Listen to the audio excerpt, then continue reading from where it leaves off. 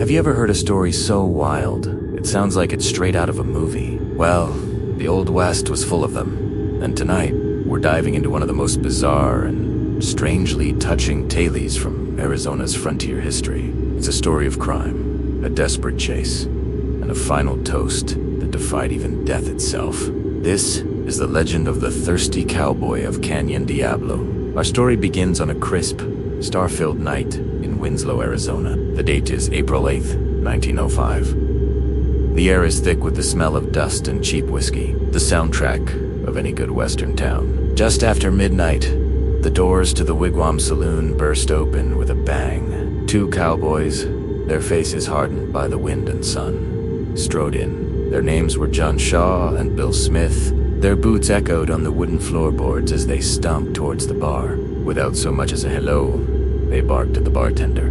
2 glasses of whiskey. The bartender, used to the rough and tumble crowd, started to pour. But before the glasses even hit the counter, the cowboy's eyes darted across the room. What caught their attention? A high-stakes poker game. A pile of gleaming silver dollars sat in the middle of the table, a small fortune just waiting to be taken. For Shaw and Smith, that glint of silver was an irresistible call to action. In a heartbeat, the atmosphere in the saloon shifted from rowdy to dangerous. They drew their pistols.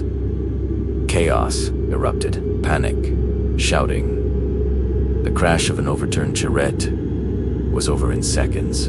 The cowboys had robbed the poker players, stuffing fistfuls of silver coins into their sacks. They vanished back into the cold night as quickly as they had appeared, leaving a trail of dropped coins sparkling in the moonlight like breadcrumbs marking their escape route. News of the robbery traveled fast. By morning, Navajo County Sheriff Chet Hoke and his tough-as-nails deputy, Pete Pemberton, were on the case. They were seasoned lawmen, and they knew exactly where desperate outlaws would run to hide Canyon Diablo. The name itself sent a shiver down the spine of most folks. Canyon Diablo was a notorious, lawless gulch, a natural fortress for the worst of the worst.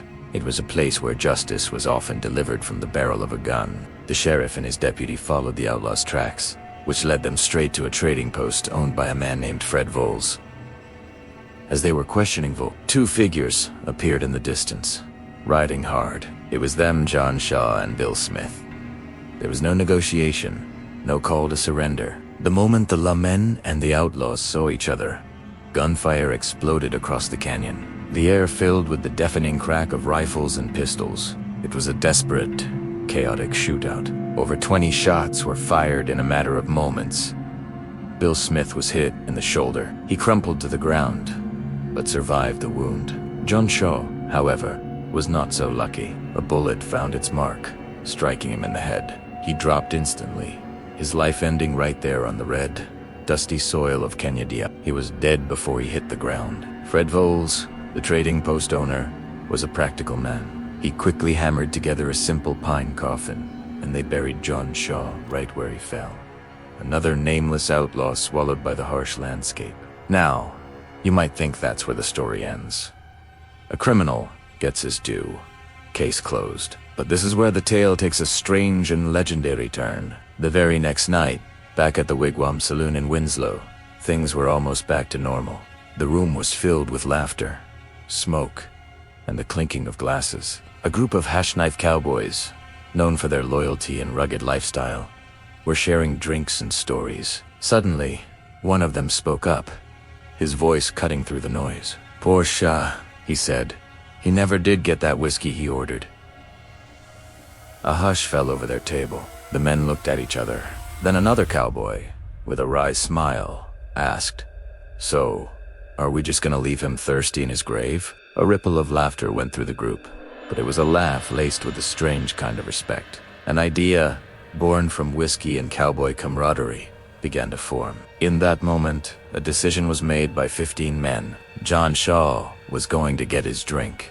On the morning of April 10th, the determined group of cowboys boarded a train bound for Canyon Diablo. When they arrived, they found Fred Voles, the trading post owner, who was still pretty upset about the shootout that had happened on his property. But after some persuasion, and maybe seeing the resolve in their eyes, he reluctantly handed over a couple of shovels and, incredibly, a Kodak camera. to document what they were about to do.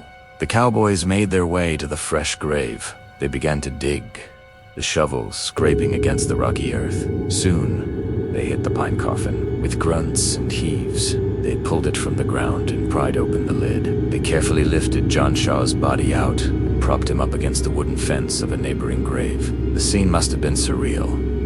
Shaw's face, set in the stiffness of rigor mortis, seemed to hold a mischievous grin, as if he were in on the whole bizarre plan. One of the cowboys stepped forward, uncorked a bottle of whiskey, and carefully placed it between Shaw's teeth. He tilted the bottle, pouring the amber liquid down Shaw's throat. A final, ghostly drink. Then, one by one, the cowboys raised their own glasses. To the man who couldn't live without his whiskey, they toasted. A solemn, yet defiant tribute to their fallen comrade. They took 6 photographs of the strange ceremony, capturing these unbelievable moments for posterity, freezing in time one of the oddest acts of friendship the West has ever known. When their ritual was complete, they gently laid John Shaw back in his coffin. But before they sealed it, they left the half-empty bottle of whiskey inside with him, ensuring he wouldn't be thirsty on his journey to the other side. Someone said a few words, a simple prayer over the grave. Then, they filled the hole back in, burying their friend for a second and final time. The story of the thirsty cowboy of Canyon Diablo lives on. Even today, some say that when the wind blows through that desolate canyon, you can still catch a faint scent on the breeze, a mix of dust, pine, and whiskey. It's a haunting reminder of a wild time, and of a bond between cowboys so strong, it reached beyond the grave to give a friend one last drink. Thanks so much for joining me on this journey back to the Old West.